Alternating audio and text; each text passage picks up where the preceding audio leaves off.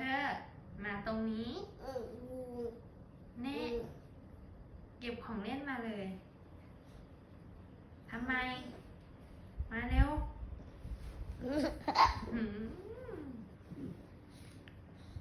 เนี่ยใส่หัวอะไรไม่ได้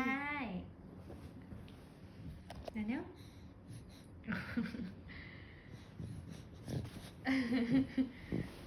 ทำเหมือนคนเมาเหล้าเลยเราเนี่ยมานี่แล้ว